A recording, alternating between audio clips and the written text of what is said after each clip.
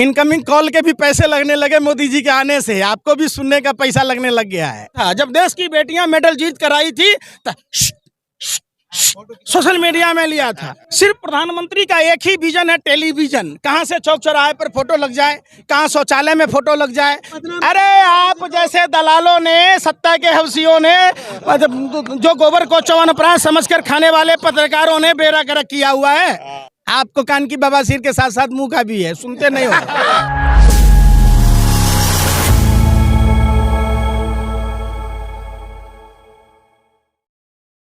जो देश की बेटियों को न्याय देने में इतनी देरी हो रही है और अपराधी तिहारी जिसके दाऊद से के साथ संबंध और जिन्होंने झारखंड के खिलाड़ी को थप्पड़ मारा था, जिसने मेडल को 15 रुपए का कहा था, जिसने ये कहा था कि प्रधानमंत्री गृह मंत्री बोलेंगे तो मैं इस्तीफा दे दूंगा। पूरा देश ने देखा है, आपने भी देखा है, एफआईआर तक दर्ज नहीं हुई। जबकि बाबा साहब अंबेडकर के संविधान में साफ साफ लिखा है कि हमारा और आपका इक्वल वैल्यू है, चाहे वो प्रधानमंत्री ही क्यों ना हो। तो जो लोग संविधान पर हाथ रखकर कस्में खाए, जिन्होंने संविधान की रक्षा की बात की, वो लोग एफआईआर दर्ज तक नहीं करा पाए। इससे बड़ा सत्ता पक्ष के लिए बेशर्मी क्या हो सकती है। सत्ता पक्ष कह तो रहा, बाबा रामदेव का भी स्टेटमेंट आके कह रहा है जेल में डालो इसको, ब्रजभूषण को। साधु के बेस, सुनो ना, साधु के बेस में लुटेरे हैं देश में हैं। अरे सुनो ना, वो कनिया बाबा लाला रामदेव कहाँ है, जो साइकिल पर मट्ठा बेचा करता था, रामलीला मैदान में बैठा करता था। अरे आप शब्द कहाँ किए हैं। साधु के बेस में लुटेरे हैं देश में। सुनिए, भली बात समझिए। अरे भैया सुन तो लो, ये आज की परंपरा नहीं है। रावण अगर पारंपरिक वेशभूषा में जाता तो माँ सीता का अपहरण नहीं कर पाता। तो रावण ने चोला बदला, भगवा वस्त्र का सहारा लिया। जो भगवा त्याग, तपस्या, बलिदान, क्षमा, परोपकार के लिए जाना जाता है, वो पहनकर नारी का अपमान किया। माँ सीता रोई तो लंका समेत रावण का सत्यानाश हुआ। माँ देवकी रोई तो कंस का सर्वनाश हुआ। जब द्रौपदी रोई तो कौरव के 100 पुत्रों समेत रामदेव की तुलना आप साधु से कर दीजिएगा। आज तक बता दीजिए भारत के सनातन पर। अरे सुन लो, अरे बेशर्मो, फिर मैं बोलूंगा तो कहोगे पत्रकारों को कोई इलाज कर रहा। मैं नहीं चाहता आपके लिए अब शब्द बोलूं, क्योंकि आप उस लायक भी नहीं है।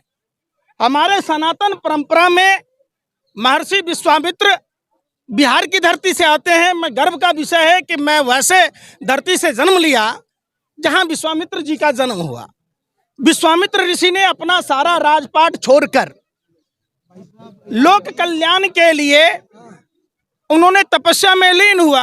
ये पहला ऐसा साधु है जो पूरा पूजा पाठ छोड़कर इन्होंने व्यापार करना शुरू किया। तो जाहिर सी बात है, जो आदमी व्यापार करेगा वो व्यापारी कहलाएगा, साधु नहीं कहलाएगा। साधु संतों में और व्यापारी में, आम जनमानस में और सब चीज में अलग अलग अंतर होते हैं। लेकिन इसकी तारीफ तो करेंगे ना, उन्होंने पहलवानों को समर्थन दिया है। अगर दिया है तो जिस तरीके से रामलीला मैदान से सलवार पहन के भागा था, यहाँ से अपना लंगोट बांध के आ जाता, कम से कम अखाड़े में तो आता। अरे भाई आ क्यों नहीं रहा है। एक बात बताओ, आप पत्रकार हो, एक बात बताओ, आज से 9 साल पहले एक साजिश षड्यंत्र प्रयोग का नतीजा था रामलीला मैदान। जो लोग रामलीला मैदान में बैठे थे, आज वो इस देश की बेटियों के लिए क्यों नहीं आ रहे हैं। आपने कभी सवाल पूछा क्या बाबा रामदेव के पास में किराया भाड़े की कमी है, यहाँ तक नहीं पहुँच सकते। कि रामदेव यहाँ पर आए। निश्चित, जिसमें भी ईमान है, जिसमें भी धर्म के प्रति संवेदना है, जिसमें भी देश के बेटियों के प्रति संवेदना है, और जो देशभक्त है। देशभक्त का मतलब ये साफ है कि जिन बेटियों ने देश के गौरव के लिए अपना खेलने कूदने का समय छोड़कर देश का मान सम्मान बढ़ाने के लिए लगातार प्रयास किया और अंततः देश के तिरंगे को 143 करोड़ भारतीयों को का जो सर है उसको गर्व से ऊंचा किया, तो उसके सम्मान में किसी के आने माने यहाँ पहुँचने में कोई शर्म की बात नहीं है। ये तो खुद को देशभक्ति साबित करने का सबसे बड़ा केंद्र है। पंकज जी, नई संसद बन चुकी है, अब फीता कटने वाला है।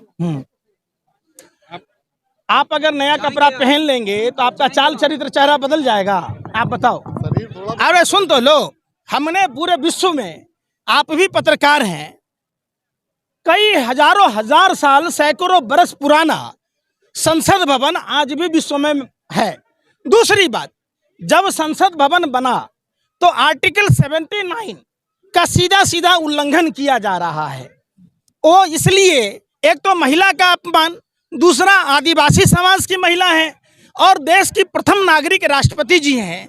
तो ये काम सिर्फ प्रधानमंत्री का एक ही विजन है, टेलीविजन। कहाँ से चौक चौराहे पर फोटो लग जाए, कहाँ शौचालय में फोटो लग जाए, कहाँ पेपर में आ जाए, एक ही विजन है, टेलीविजन।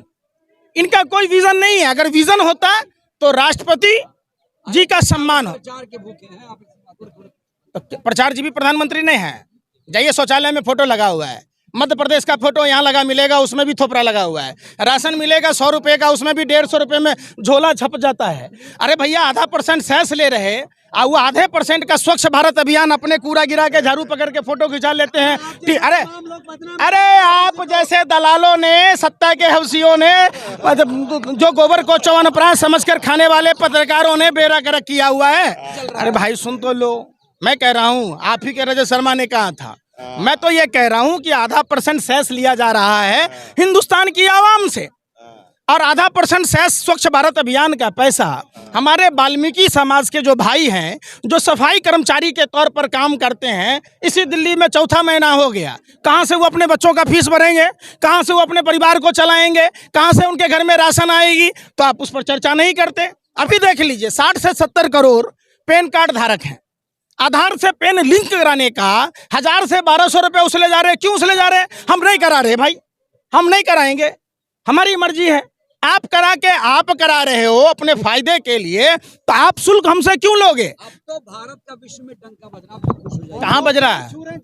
अरे सुन तो, अरे भाई, अरे सुनो, अरे सुनो, अरे सुन लो, अरे बिल्ली, अरे सुनो सुनो सुनो, बिल्ली तो यूं ही बदनाम है रास्ता काटने के लिए, आप लोग बिल्ली को भी फेल कर दिया। अरे सुनो, प्रतिभा पाटिल जी को क्या पैर नहीं छुआ था? क्या राजीव गांधी जी के लिए अमेरिका का राष्ट्रपति छाता लेके नहीं गया था? ये तो परंपरा है, शिष्टाचार की बात है। अगर आप शिष्टाचार को भी व्यापार में बदल रहे तो सही में मोदी जी, अमित शाह जी ने कहा था कि व्यापार तो मेरे खून में है, जैसा कि इन्होंने कोरोना काल में भी व्यापार किया था। ये व्यापार किया था जब देश की बेटियां मेडल जीत कर आई थी, सोशल मीडिया में लिया था। हर चीज में जब आप यही बात कहोगे, आप बड़े बुजुर्गों का पैर नहीं छूते हो, आप अपने मेहमानों का आदर सत्कार नहीं करते हो। देखिए, डंका तब बजती जब देश में हर युवाओं के हाथ में रोजगार होता, हर छात्र को कॉपी कलम किताब मिलती, हर देश के किसान भाइयों की जो आय दुगुनी होने की बात थी, आय दुगुनी होती। हर तो तुम क्यों ना बेचते? अरे सुनो ना, अरे तुम क्यों ना बेचते? अरे भैया तुम क्यों ना बेचते? अरे भाई, अरे क्या दिखाओगे? झकमरा के दिखाओगे? कभी दिखाओ? तुम तो दिखाओगे पाकिस्तान में। बात होगी इंदौर की तो चले जाओगे इस्लामाबाद। बात होगी कानपुर में ब्राह्मण माँ बेटियों की हत्या किसने की, उत्तर प्रदेश की सरकार ने बुलडोजर चला के जिंदा जला दिया, तो कहोगे काबुल में देखो क्या हो रहा है। बात करें हिंदुस्तान की राजधानी में हिंदू बेटियां, हिंदू प्रधानमंत्री, हिंदू राष्ट्रपति, हिंदू मुख्यमंत्री, हिंदू राज्यपाल, Hindu police commissioner, Hindu police, Hindu SP DM, सब, तब हिंदू बेटियों को न्याय नहीं मिल रहा। तो देखो देखो पाकिस्तान में हिंदुओं के साथ क्या हो रहा है? हिंदुस्तान पाकिस्तान में हिंदुओं का खाना नहीं मिल रहा है। अरे तो भैया हिंदुस्तान में काजू पिस्ता बादाम की रोटी मिल रही है, रसमलाई मिल रहा है। अरे बेशर्मो, फिर वही बात, आपको क्या है ना, इनकमिंग कॉल के भी पैसे लगने लगे मोदी जी के आने से, आपको भी सुनने का पैसा लगने लग गया है। आपको कान की बवासीर के साथ साथ मुंह का भी है, सुनते नहीं हो। आप देश की समस्याओं पर बात करो ना।